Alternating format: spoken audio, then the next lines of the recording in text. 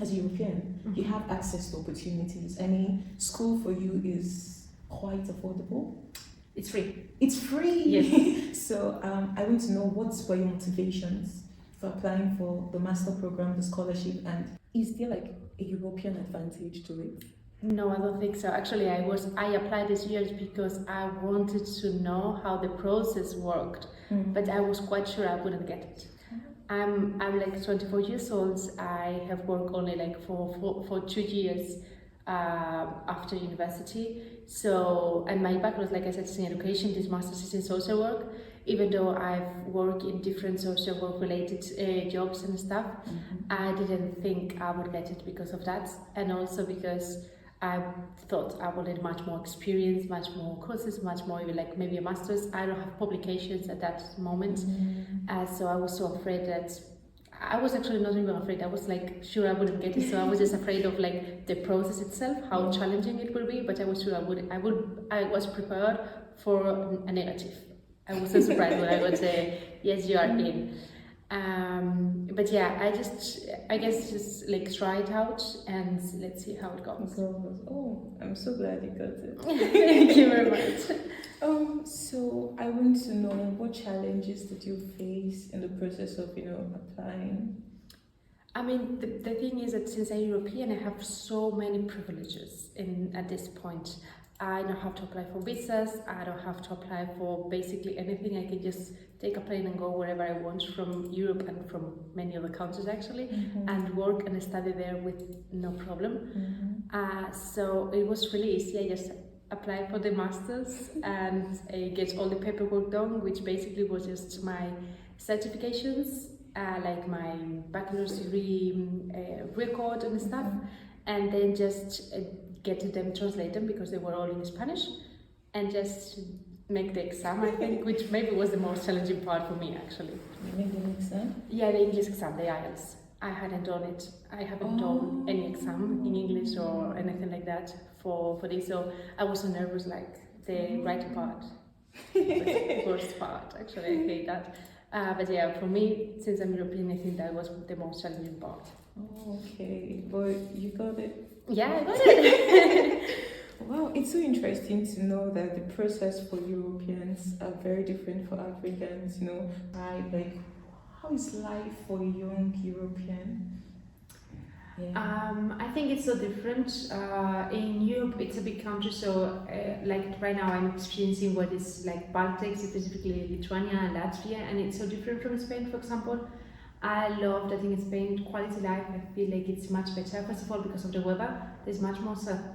So, sorry, there's much more sun. So I feel like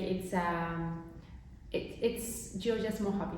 I feel like you're happier. There's much more sun in Spain. Yes. I want to go to Spain. Yeah, it's a great experience. And Portugal is great too. So when you're there, you will experience it. Yeah, oh my God! Wow, it must be really nice. Yes, and then also like I don't know. It's different. People are different too. In the same way that Italy, for example, is different. Greece is different too. Germany is different. So every part of Europe has different people. And I feel like it depends on what part you are. You will experience different things, like good and bad things in each country, of course. Wow, that makes a lot of sense. So you are someone who has some privilege, I would say, because for an African, our motivation for coming to get a scholarship to study abroad would be different from yours. Yeah. There's a level of quality we're looking for, right? So it's the motivation is different. So I want to know, why did you decide? Like, you can literally just go to school if you want, right? Yeah. So why did you decide to pursue this master program?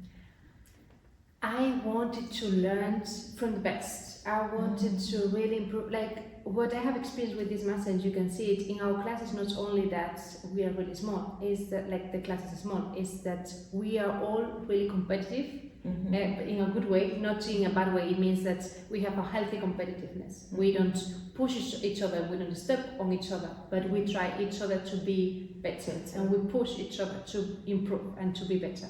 And I wanted that kind of environment. The thing is that in Europe, education is good, but of course your environment affects that kind of education. So if you had an environment with colleagues that push you, that are really intelligent, that are always learning more, you will you will push yourself to do the same. And that's what this kind of masters give you. They give you people who are really intelligent. They give you people that are really competitive in a good way, and they give you people that are always trying to improve. They are not, I think I'm basically the only one who is only doing like the masters. Most of them, they're always like doing the masters and like having an organization, having another thing, and it's just really motivating to see that and to be surrounded by that. Yeah, and another thing I think is really great is the diversity. Yeah, you learn so much from other countries, from other experiences.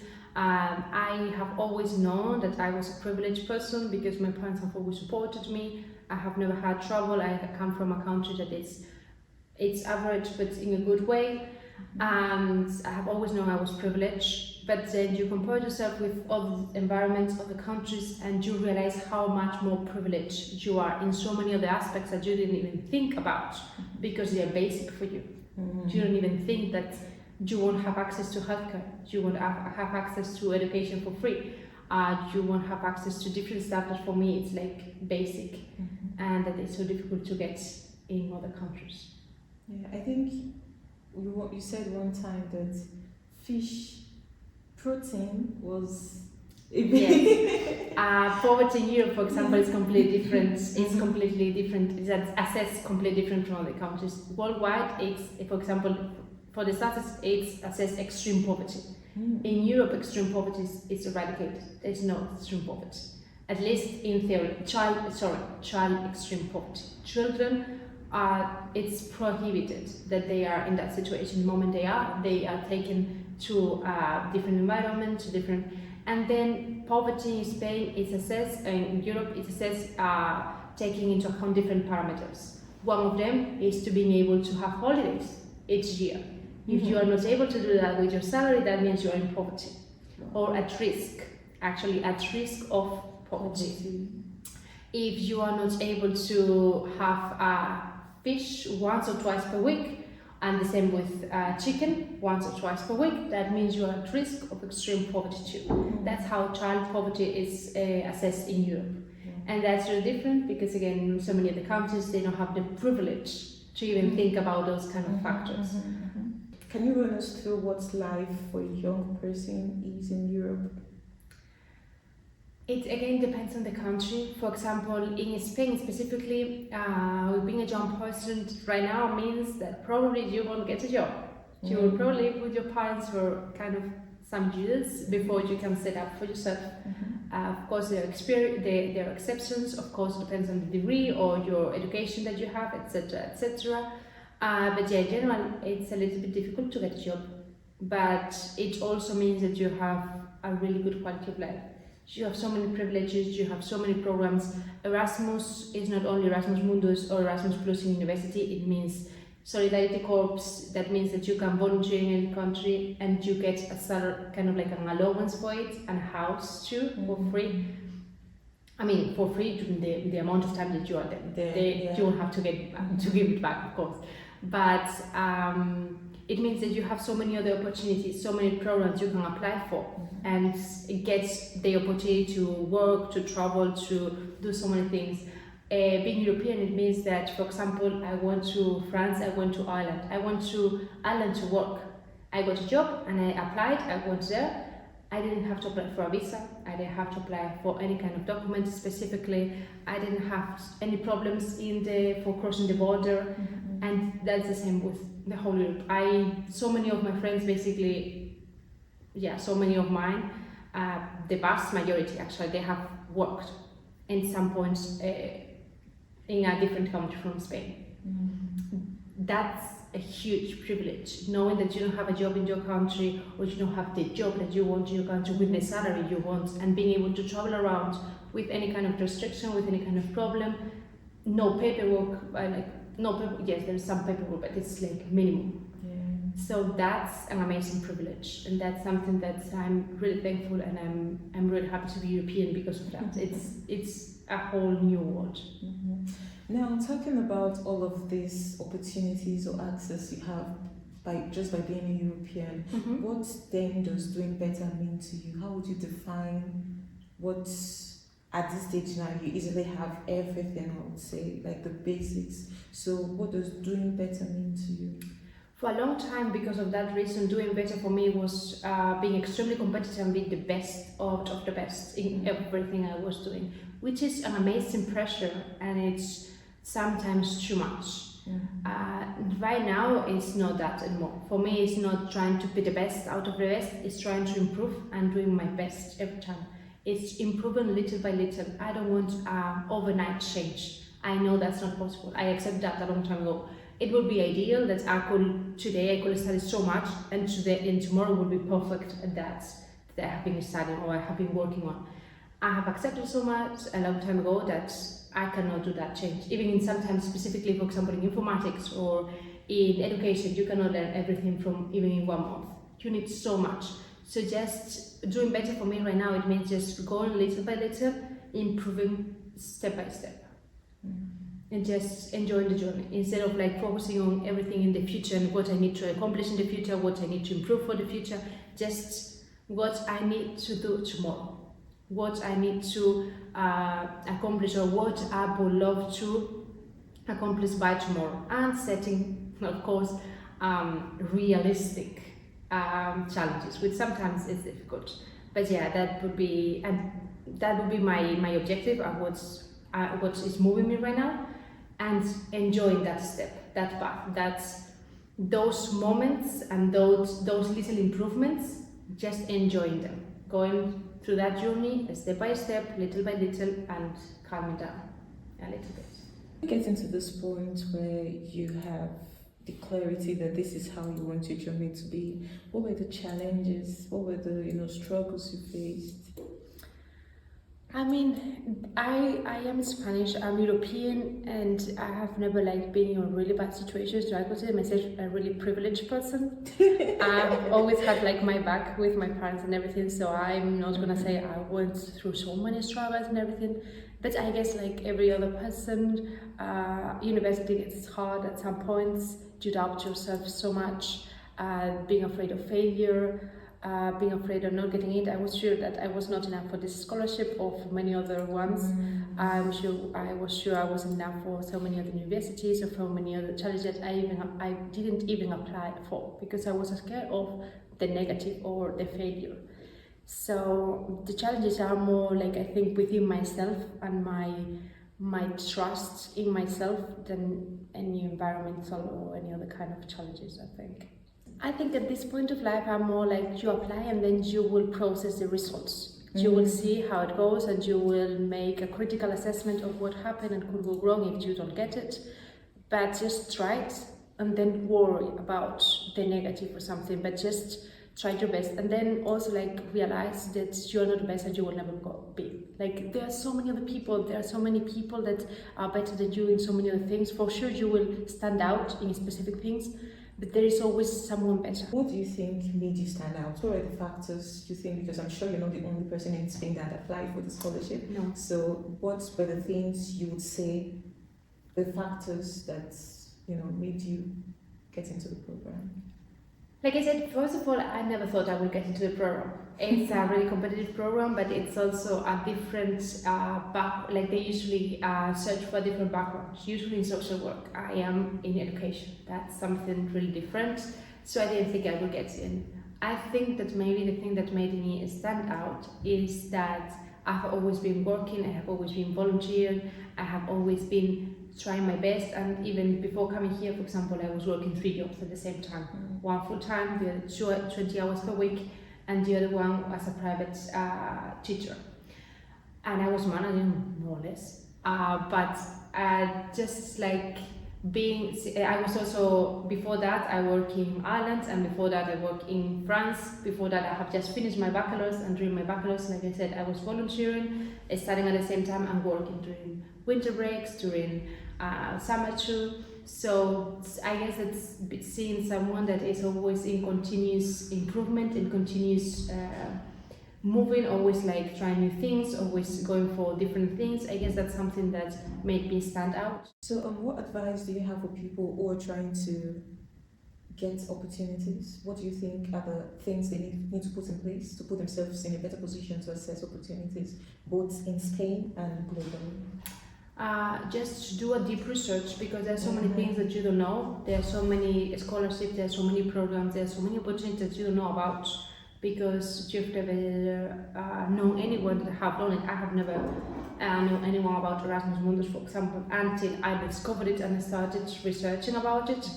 I have never thought about volunteer or European Voluntary Corps until I researched about it.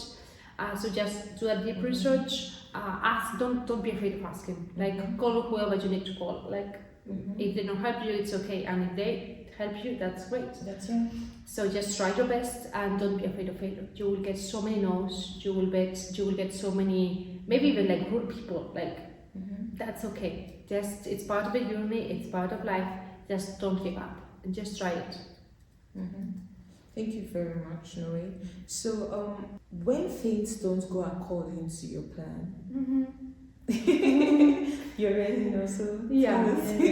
No, you can ask the question. Yeah. So when things don't go according to your plan,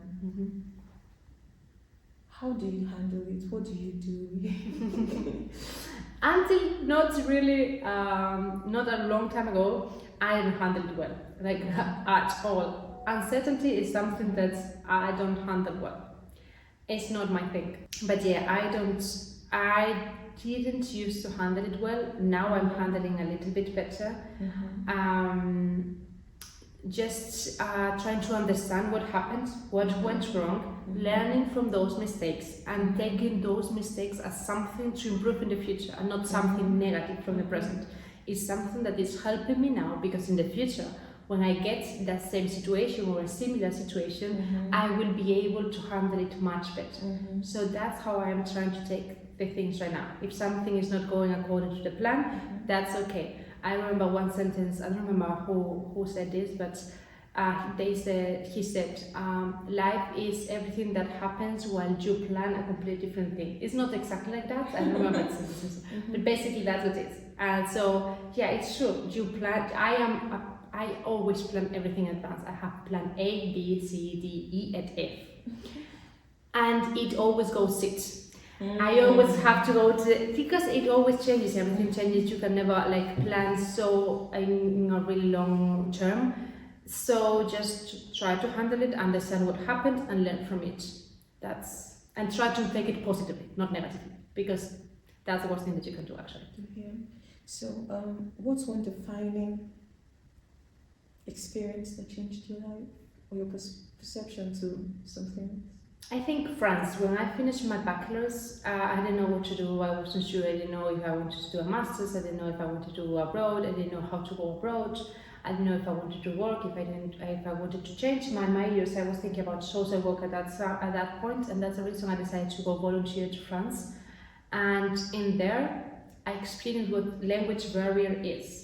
Like in a really hard way, not being able to communicate with people around you speaking a language that you don't understand at all. You catch words and you don't even can get a whole context out of those words. So you're completely lost most of the time. It's a different culture and it's difficult to adapt to a culture that you are not used to at all when you cannot communicate and adapt to that. So I was so sad there. For some couple of months I was like so negative, so I want to go back. I don't want to stay here anymore. I just going to give up. No, how old were you? 24. I was 22 in that moment. I was turning 23. And I was like, I just don't want to be here. I was supposed to stay there 8 months, 9 months actually, I think. And I was like, you know what? I will call it out. I will just come back and everything. And then at some point, I was like experiencing that, and I didn't know how to handle it at all. And from that experience, I learned that I cannot continue to see everything from the negative lens. From a negative perspective, from focusing on what is wrong instead of what is positive, instead of what I can learn from this, instead of what I can improve from this. Or of course, every situation is has negative points and positive points. Sometimes they are more negative than positive. That's of course it happens. But try to focus on the positive, because if not, it's really depressing, and I don't enjoy the country, I don't enjoy the people, I don't enjoy the learning process, I don't enjoy anything, and that doesn't make sense. So just try to focus on the positive, and from that experience is when I learned from now on I will be in each country I am, experience it from the positive perspective, because negative is not worth it. Thank you so much, Noe. So we're coming to the end of this podcast. What's one advice you have for young people who want to do better, who want to, assess opportunities, who want to push for more? What do you have to say to them? Don't be afraid of failure. Just accept it, learn from it, and continue from there. And sometimes even pursue failure, because at some point in the future you will need those experiences, you will need that learning. So as soon as you get those learnings, as soon as you get to experience all those failures and learn from them, the better you will do in the future. So go for them. Thank you so much. So we've come to the end of today's podcast. Thank you for tuning in to the Guided Grow podcast. For those who want to do better, and I interviewed Noe earlier. Yeah, you have a long name, so tell us your name. My name is Carmen Noelia Rodriguez Amuedo. It's so many hours too. Did you try to pronounce it? No. But I'll stick to Noe. Okay. Thank you so much, Noe, for coming today. And your journey is very encouraging. I mean, nobody has it figured out yet. No, Not at all. I don't think I have seen one person who can go to say, I figured my life, even at 50. Yeah, I'm still trying to find what should I do now, right? Yeah. But then being conscious, being present in the journey every step of the way. I mean, you have your studies now. Just take care, just be present in your studies now. Let's get to it, let's get through it.